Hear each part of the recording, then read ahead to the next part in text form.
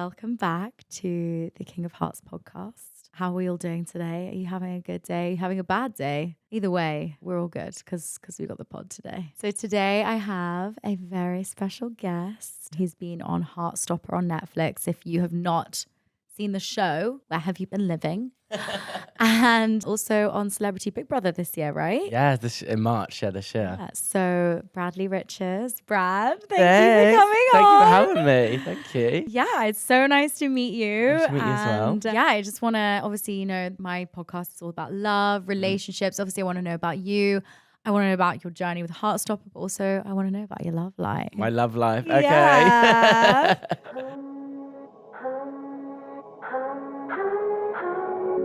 If you love me, let me fly away.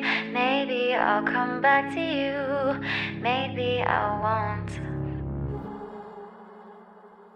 So let's get a quick rundown. If the people who are listening don't know who you are, do you want to... A little intro. Yeah, a little intro. So my name is Bradley Riches. I'm an actor. I most recently played James McEwen in Netflix's Heartstopper. I've been doing that for a couple of years, and then I was on a reality contest. Not a contest, I wasn't singing. TV Whoa. show. Whoa. A reality Yeah. TV show, Big Brother, the celebrity version with Sharon Osbourne and Louis Walsh. That is actually mental. It is kinda You cool. shared a house with them. Well, Sharon had her own room, but I did sleep a bed away from Louis, and my God, he was a snorer. I would have killed him. More of a, actually, I not can't deal with snorers. more of a sleep talker. Sleep talker. Like, that man could not. I did feel a bit bad for him because it's like at that age you just want a good night's sleep. And if you can't He have a was good talking during the Yeah. night. like he would like be like, and he would like get up. No, But it sounds like sleep paralysis. no, but I was actually scared for his health because it was like if I was his age and I couldn't sleep, like this is. I didn't think I'd be going on Celeb Big Brother at like 70. How I old is mean- he? Like 60? Oh no, he's older than that. I think 73, surely 79. I think. 79? No, he can't be Oh, I need to 79. search He can't be 79. He's- Louis Walsh is not 7. Is he 79? No. Oh, 72. Okay, I actually thought it was What? older. Anyway, yeah. So I don't know why I started talking about Louis in my little intro.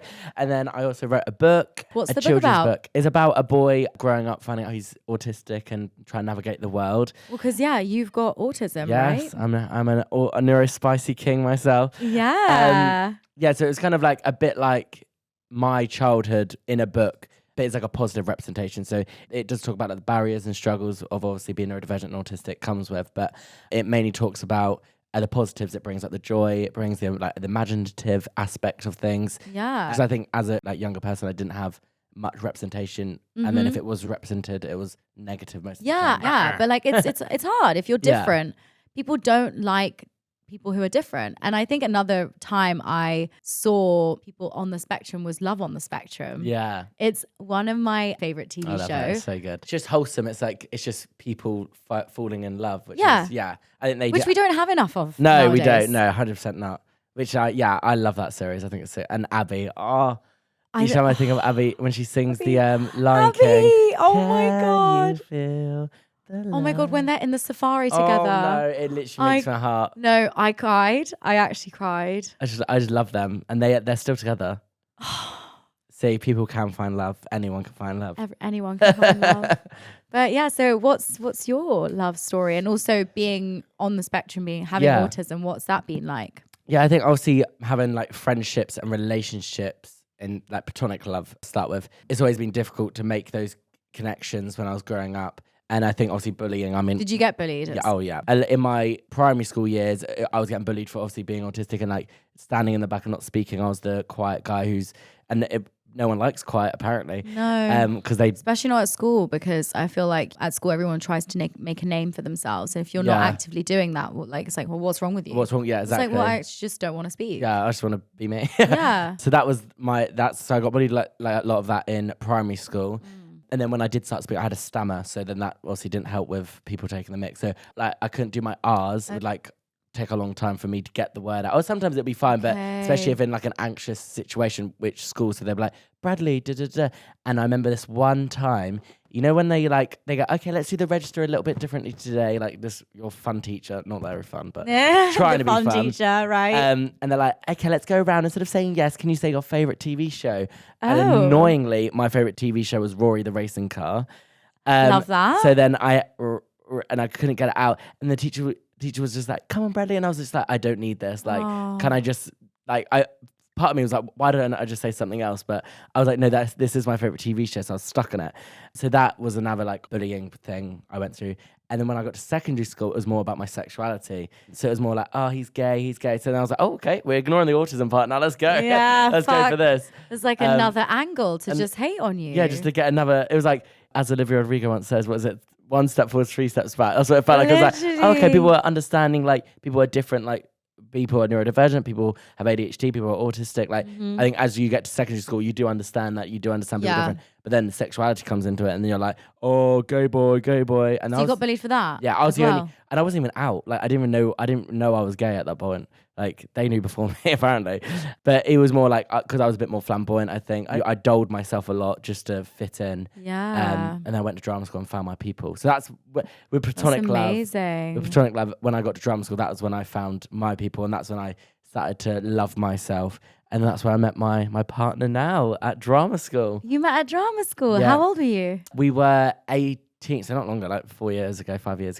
So we're 17 to 18. Wow. Yeah. So you met each other at drama school, and was he also an actor?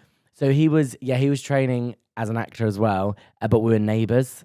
So we were neighbours, and so you're living next to each other and going to acting school together. Yeah, so that is intense. And we would always have like dinners, like all of our house, because we had a house of 5, they had a house of 5, so we'd like have like drinks and stuff like that together and dinner and stuff like that. But we weren't in the same year. Well, same year academically, but he was on a different course. So he was on the foundation course, I was on the degree course. Okay. So we both joined together, but we wouldn't see a lot of each other. So it was nice to have next door, like we were next to neighbours, we go for walks and stuff like that. Oh my God. And our first, because it was lockdown as well. God, I forget. Yeah. COVID. Because obviously we were in different bubbles, like we were in the school bubble and then we could just go and walk together, but we weren't seeing each other in there. But yeah, our first date was a walk. Oh. You know, Pizza Express wasn't open. Oh, so you just went on a walk and like fell in love? Yeah, fell in love, talking about our life. Oh my God, that's so cute. And now? And now we are engaged. I mean, guys, this is really crazy. bad because I did forget the ring. I can't say, you know what? Now you said you sleep with rings on, I'm going to have to do it because Scott's always like, you're going to have to. why are you not sleeping with it on? I never take mine off. And I went, oh my God, I thought it was normal. If I had to a take big off. fat ring on my finger, I would sleep with that. I would have it on 24/7. That thing is not coming off me. Well, from now on, I'm not going to take it off. I've lost it too many times. Yeah, I've seen. But that's crazy. You're engaged at 22? 22? Yeah. 22. That is mental. Yeah. But I guess when you know, you know. Yeah, definitely. I feel like that. It's like when you met him, did you just know? Or did it take time to like, I've heard situations where people meet and they either like fall instantly in love or it takes them a while to get to know the person in order to fall in love.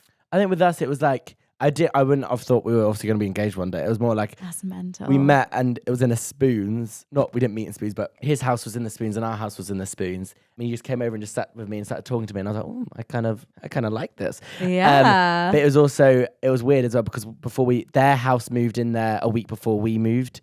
And obviously we all knew each other from like the big group chats of the year, like, oh, freshers, stuff like that. Yeah. So I was following all of them. This is quite funny actually. But one of the girls he lives with posted him on the story and was like, oh my God, Scott made me dinner. And I screenshot it to my best friend he's going to live with me.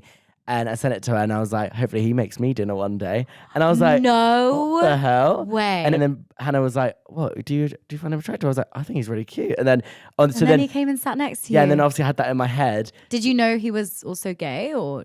Oh, yeah. Because we had beforehand, we had like a fresher Zoom. Okay. Because it was obviously COVID, so we couldn't meet in have person. Like committee meetings or whatever you call it. But they were doing like, the college were doing like Zooms to tell us what's in store, basically what we're going to do. And he was in there. And he was on the Zoom and he was walking and he went, oh, he's Northern. He's like, sorry, I can't do a Northern accent. But he was like, sorry, I'm just on my way home from working in the fish and chip shop. And I was like, I like him. No way. I was like, yeah, because, and then when you can message people on Zoom, I'd message him and was like, oh my God, not you being late and then being in your greasy fish and chip uniform. No way. So I think we set it up and then when we met like in person, it was quite natural. Yeah. That is actually crazy. And then did you feel it instantly? Felt it instant. Like it was good vibes. And then we were all walking back to like our street. We were living in Luton. So we were all walking back together and we were like straggling behind, just like walking, talking together. This is the first day you met? First day we met. Oh and my God. we were by this fire station and he goes, what would you do if I kissed you right now? And I was like, I'll kiss you back. And he went in, we started kissing. And then The first day you met. first day we met. Oh my God. I know. Love that for you. And this kind of guy comes out of nowhere. I didn't even know who was there. He went, yo. And we're like, oh my God. Oh no. Like I was panicking. I was feeling like, is this guy going to like hate crime us? Yeah. He's like, yo. He went, do you know where the fire station is? And I was like, yeah, it's just there. And he went, cool. And then we started walking away. And he turned back and he went, are you two a couple? And I was like, no. And he was like, you two are cute together. And no went and left. And it was like a guardian angel, these like things spirit. these weird things have happened in your relationship. I literally thought I was gonna get hate crime, and he's there going, you two should be together. And I was like, what the hell? What the hell? What the hell? What the hell? Like actually, what the hell? You wouldn't expect that, would you? No, because it was also like, part of me was like, he was stood in front of the fire station, like it's literally behind you. Like, Yeah. Are you just trying to speak to us just to see if we're together? Or, like, it felt all a bit weird. Then we carried on walking back, and then we said our farewells for the evening. Yeah. And then it was just like, then we just, from that moment, it was just like we were messaging each other all the time, and then you were together. good vibes, yeah. And how long did you wait to like? Who said it? I love you first. Oh, he said it first, and I think it was. Wait, is you guys the same age? Yeah. Okay. Yeah, he said it first. It was in February. It was like Valentine's Day, and we had like a dinner together. And I made a steak. You know, I'm good at making steak. Yeah, even though you wanted him to make you dinner. And he okay. has. And it was a. Do you know what a chicken parmesan is? Yeah. Like a parmo. Yeah. Like a northern teaside thing. I think we're talking about different things. No, I'm thinking about Italian. Yes, it's kind of similar, but it's a teaside dish where he's from. It's a parmo, so it's like chicken, like breaded chicken. Yeah. And then you put bechamel sauce. Yeah. And then cheese, or you can put toppings. Oh, and it was like it's from his hometown, and his friend who owns a pub makes them, and that's the thing, he made that girl who lives with, and I was like, I want him to make me a parmo, and he has made me a parmo. Woo, we love it. He did nearly burn the house down though, because the oil started spitting everywhere, and we're like, okay, maybe not. Yeah, well, at least he did it. He it's did the effort that counts, right? Yeah, and it tasted great. It was great. Oh. We're just gonna take a pause there, and we'll be back after this break. Do you have other friends who have autism? Yeah, so I have like neurodivergent friends, but obviously like speaking about being autistic, I've created like social media friends like who talk a lot about being autistic and do that content type of thing. I don't have many autistic friends as such. But like, have you found that like they have had similar dating experiences as you, or like how have they found it dating, being neurodivergent as well? Yeah, I think being autistic, communication is a struggle sometimes. So like on Love is a Spectrum, you probably see a lot of the positive aspects of dating. And I think there's some of the good things about dating is that if I feel something, I can say it. But then also there's another effect that I would not say how I'm feeling and have the reverse effect, which I think everyone does when they're human. But a lot of the time, like, for example, when if I have a meltdown, if something's become too much, a lot of people could, if they're not neurodivergent, see that and be like, oh my God, what the hell is wrong with him? But it is just human. So I think there's a lot of layers that I had to get through with Scott specifically. And he was like really understanding. Yeah, like supportive, and just like when I'm like, okay, I just need a minute. It's not like, oh my God, like,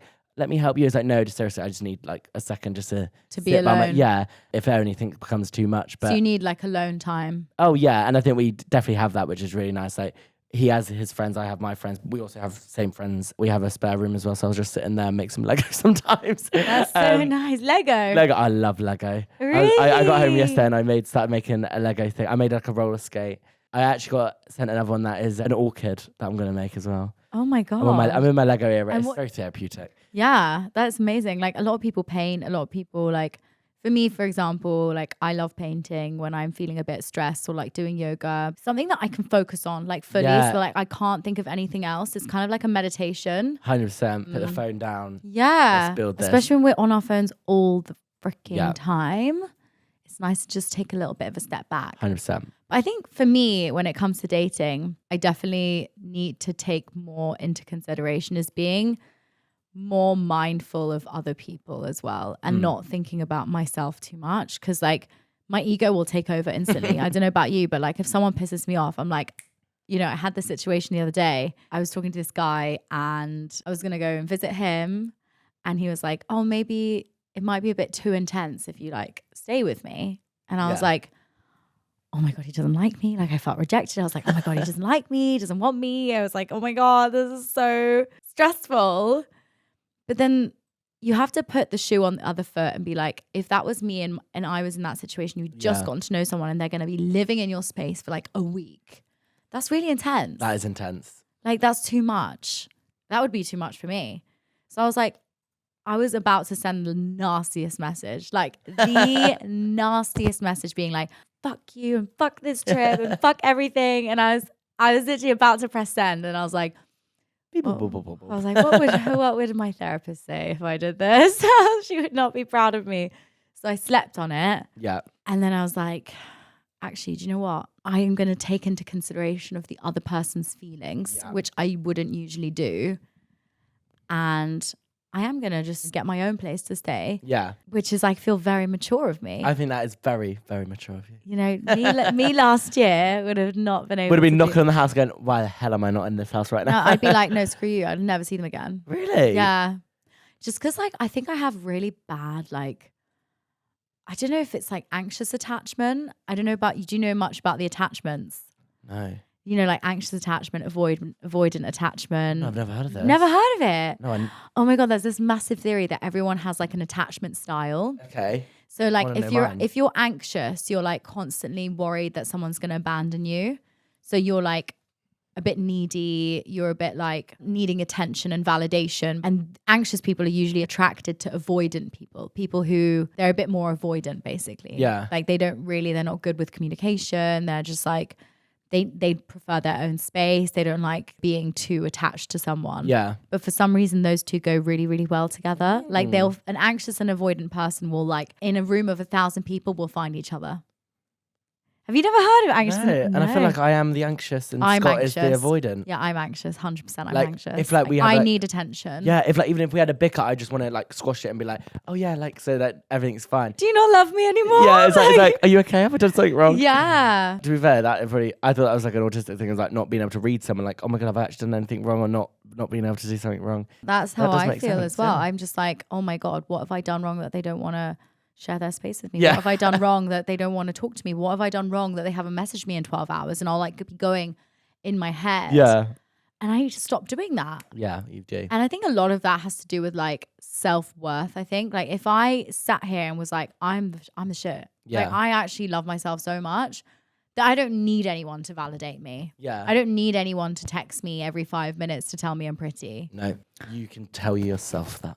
I can tell myself, but it's fucking difficult. Yeah, you just know? want one other person. Especially when you're dating someone, or like when you're dating in general. This is why I hate dating. And I'm like so jealous of you that you are literally like set for life now. You don't have to be in the dating world. Well, we hope so. Is it? Well, no, we're going to manifest that manifest this is it. for life. Yeah. Even if it isn't, like I also have friends who have been in several like marriages, and they're like, it's just phases in life where like you'll be with someone and then you grow apart, and then you with the next person you grow apart. Like I personally believe in the one.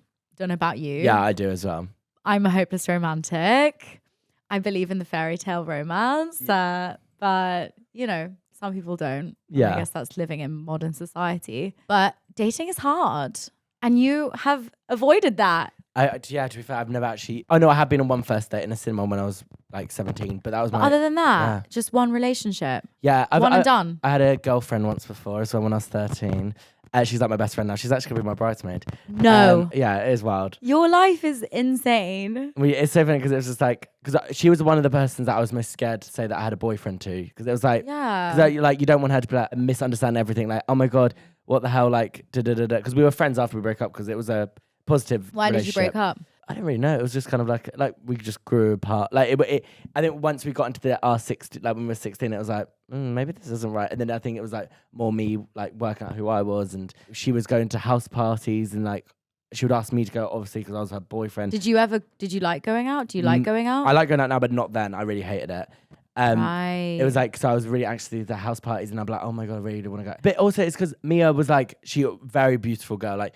And like I literally looked like a little brother at most of these house parties, and she would always get hit on with like older guys and stuff like that. And it was just like, oh, he's your boyfriend, and it was like the whole thing was just scary. So that's what you didn't like. Well, and I didn't like the house parties No, either. no. I just didn't like the whole thing. So I was like, yeah, you go. So it just felt like she wanted to do that, and I wanted to do I wanted to build Legos. So it was like, but yeah, like we're still besties, and she's my bridesmaid. And when are you getting married? We're April 2026, so in 2 years. Where? It's in a well, this is actually exclusive. We were gonna do it abroad, but Okay. it was like with my like elderly family and stuff like that. We want it to be obviously accessible to everyone. So it's like this like nice manor. So you're going to do it in the UK? Yeah, in the UK. It's a manor in the UK near Surrey. And then obviously we're going to have like our sten. So this is the weird thing. A stendu is actually like a stag and a hen do combined. I've never heard of a stendu. So it's like if you got obviously married to a man and you had a same group of friends and you did your stendu together, it'd be a stag and hen do together. But surely the point is that you do it separately. Yeah. So I'm trying to work out what we would call ours, because we're having our separate stag do's, but it's not just men, it's like female and men at our stag do's. So we were saying, is it a stendu? But it's not, because there's no hen. So I think it is just a stag.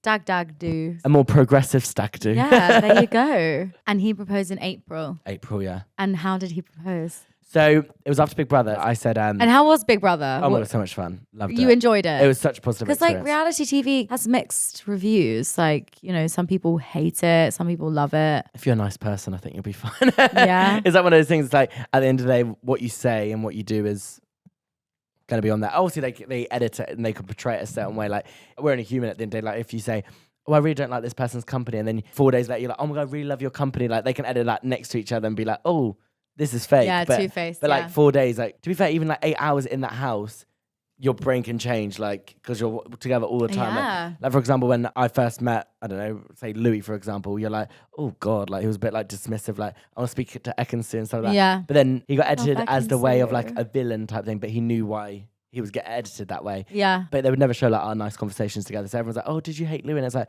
no. He's like a granddad at a Christmas. Like, Oh. he was just like, he would make like little like sly comments, but he would like give you like a wink after, but they would never show like different things like that. Yeah. But yeah, that experience was so much fun. So yeah, before I went in there, I said, if I win it, you can propose to me, as a joke.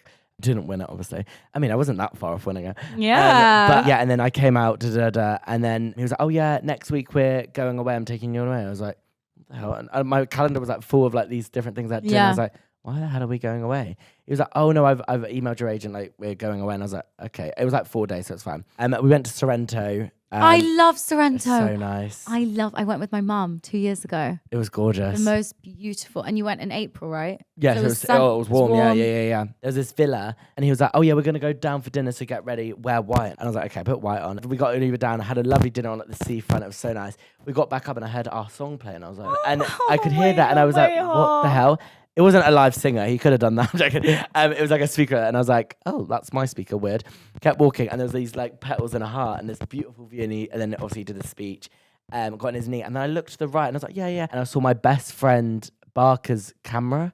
I went, "What the hell? Why is there a camera here?" And he went, "But I couldn't have done this alone." Knocked on the door, and 2 of our best friends came out to surprise us. Can't wait to get proposed to one day. Like, genuinely, that day is gonna come. Let's It manifest will. it. Manifestation. Let's Manifestation. manifest. I need a boyfriend first, though. Jesus, Still time.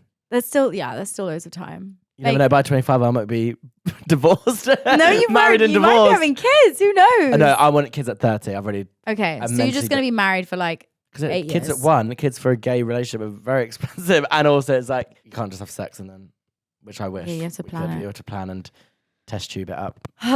Anyway, guys, thank you for listening. If you enjoyed this episode, please share it on your Instagram, share it on your stories. Tell us how much you love us. No, I'm joking.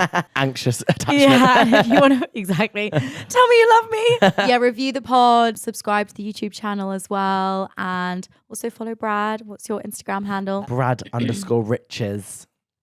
There we go. For more information on all his acting, and you're doing a musical as well. Musical. So actually, I've got a musical coming up in November. It's like a concert, and then I've doing Panto this year, and then musical next year. So I'm a very musical guy this year. So if you want to check it out, check out his Insta. Love you and leave you. See you next week. Thanks. Bye. Bye. Maybe I won't